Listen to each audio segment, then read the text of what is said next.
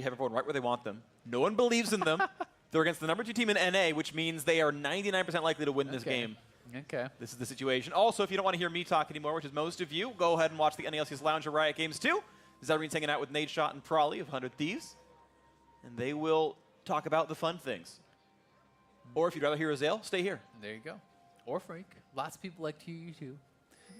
There is Appreciate you. Dematerializer here from Darshan in the top lane. Not really where you see it brought very often. But that is pretty interesting. And two people can actually bring that on the C9 side. So both Smoothie and Jensen will be taking that rune to deal with any potential banner shenanigans later on. But that is pretty far in the future, so don't really have to worry about it just yet. Both junglers looking like they're going to get a leash here early on, and we'll see what kind of path they want to take. Well, pretty quick picks up on these, and yeah, we'll see where the next second and third camps end up being here as Jason now walk to their respective lanes. Not a problem for Sven to knock this one down into the Grom. Single target camps, of course, ideal for him, as Rainover going to run straight over towards Wolves in his blue buff.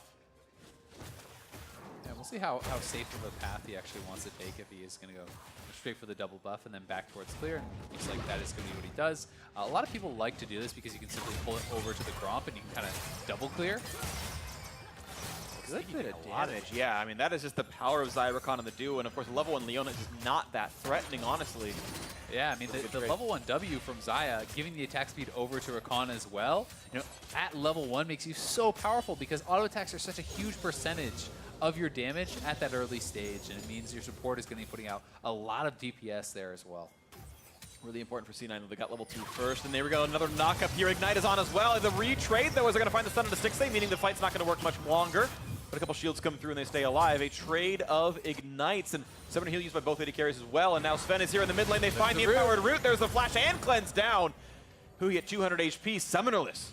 I mean, that's just really nice pathing there. Full bottom side clear, and then comes from bottom side at a timing you were not expecting. So you can see the ward from Huhi was actually on the top side of the map, expecting any potential gank to be coming from the red buff quadrant. So really smart pathing there from Svenskeren, not spotted, and the easy route setup gets 2 summoners. And smart pathing is normally the hallmark of Rainover as a player. He went topside to maybe not be invaded by Kha'Zix to keep his second buffs alive, but now he can't even counter jungle the top side. He's going to get rid of his own camps now as well as a bot lane fight continues again. More damage done towards Sneaky. He's of course very tanky with Aftershock, not going to be in much of a danger himself. But a scrappy bot lane. Definitely some credit over to Biofrost, though, who has hit all of his W's so far in this lane. Yeah. Consistently connecting there onto Sneaky and, you know, really allowing them to kind of win some of these trades. Both ADCs do not have their HP pots, though. Getting mid lane. The flash out, pulled right back in for some more damage as well, and Jensen gonna be able to lick his wounds a bit longer. Flash down.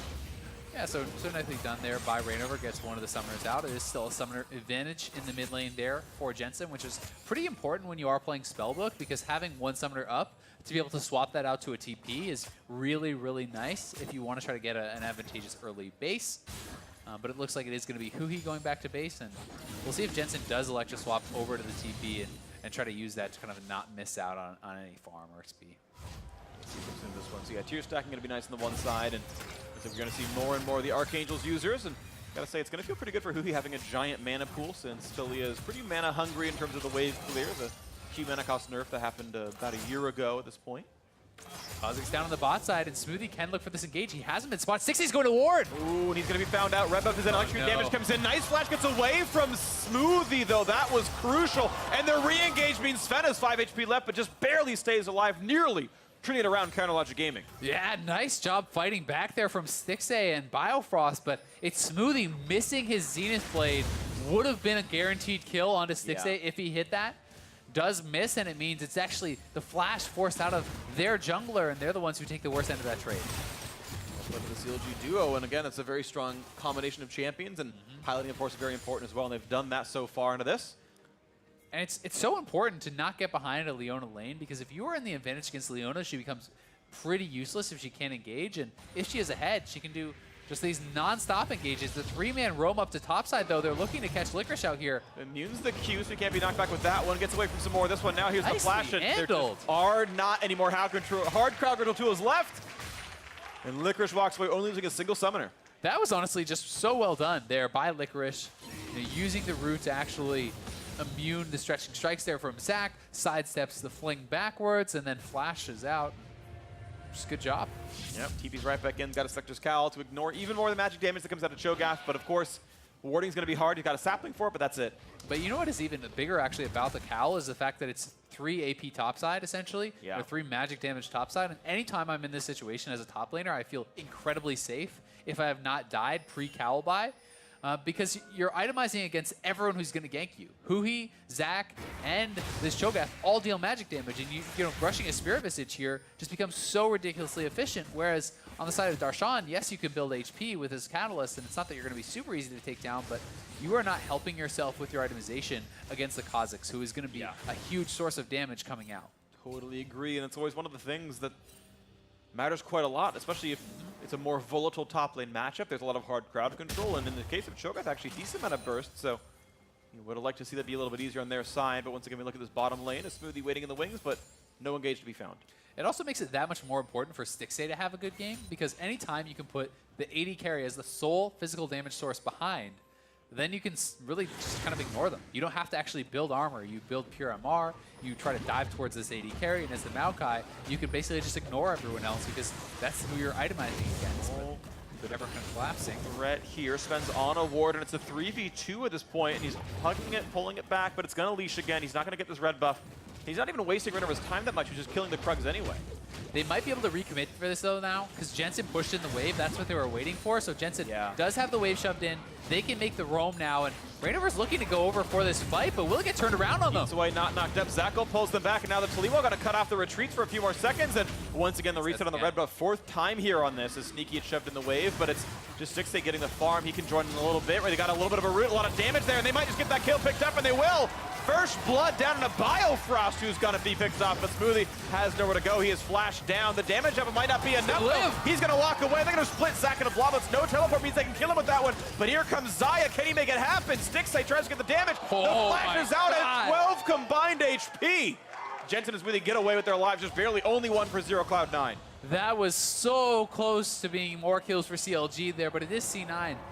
Getting the kills, getting out, getting the Zac passive, really playing that on the razor's edge.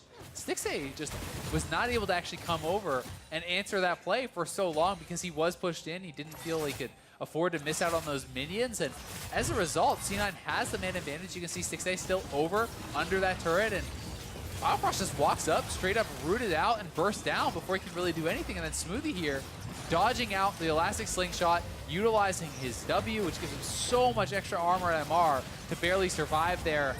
And then Stixxay and Hui doing a good job kind of zoning and protecting Rainover. Even Hui, you can see stepping in front of that last Q coming out of Jensen there, which may have taken down the blob. So some nice heads-up play by some of these players. This game, of course, still very close, only 600 apart, which is what you get for an first blood. Well, indicates otherwise going pretty close to equal here as Licorice and Darshan just trade back and forth. Licorice a bit more farm to his name, but not by a huge amount. Farm continues. Yeah, definitely so. But you can see that Darshan having the mana advantage is actually pretty big there.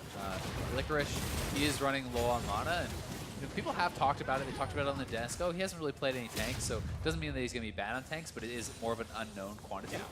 And one of the things that can be kind of interesting to track is people's mana management on those champions. The CC onto the turret. Look at that. A lot of damage there. They almost got the burst, and they will have it. Sneaky gets the kill on a Stixxay, and actually Biofrost also forced to flash away. 3 summoners lost for that. The chain CC, no flash out for Stixxay. Yeah, and Stixxay did not have his ultimate because he actually committed it protecting Rainover in his passive in the earlier play. So that is kind of the continuation of that jungle invade. C9 recognized he expended the ultimate, recognized it's going to be a long cooldown early on. They get the kill, they put him behind, and they're going to get the turret probably here too, unless someone can come down to respond. I mean, Siki is getting massively ahead. 2 kills up, 20 CS up, and if they get this turret here too, his gold lead is just absolutely enormous. Choose not to be risky about it as Rainover does come by, and Flea had the chance of roaming. You can see Hoofy right in front of that red buff, pinged again that she's coming back down to the mid lane. Up, I should say, to the mid lane as an invisible Kha'Zix shows up and says, "Hello, Hoofy, I've got some damage output for you." Half HP down, out he goes. Yeah, it's a nice chunk there onto the mid laner, giving more pressure here for Jensen. He can move up and get some more damage down. Here is the play again. Smoothie in the brush, comes out of fog, finds Stixxay, knowing